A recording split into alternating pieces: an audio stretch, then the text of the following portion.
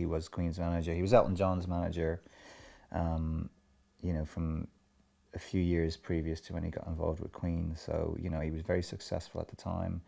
He knew what he was doing. Queen needed somebody, I think, to push them to the next level. He seemed to be the right guy. There's going to be just so much more attention focused on his portrayal, given that, I know who John Reid is, and, not as many people know who John Reid is as know who Freddie Mercury is, or have an idea of how he should be played.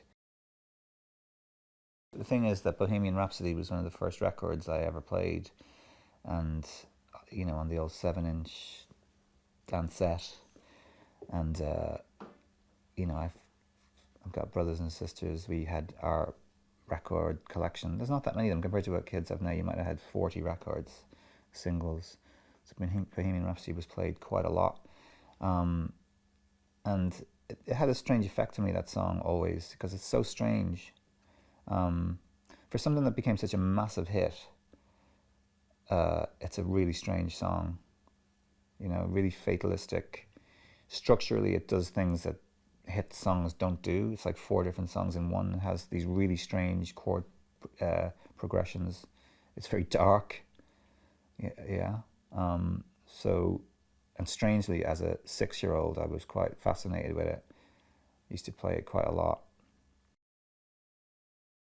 That was really a surprise for a lot of people. They weren't expected to triumph the way they did there, but they took that so seriously. They did something that the other bands didn't do. They went into a theater and they rehearsed with the clocks in front of them, for a week. They rehearsed. That thing was so tight. Everything they did in there was timed to the second. Because they knew they really did have to do a good job, but they didn't fanfare it. They didn't, say, we're going to come and we're going to blow you all away. They just showed up and did it. They knew how important it was. They're still popular because the songs are fantastic.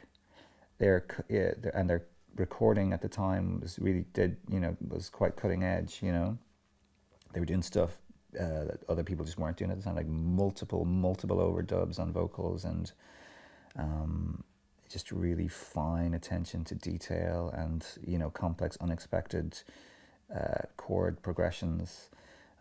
Freddie was a amazingly individualistic frontman who just confounded people. The reason it's important, I guess, is something we mentioned earlier about the idea of some kid who's a misfit finding their way to being a global superstar. That's always interesting. And I do think the songs deserve to be celebrated too.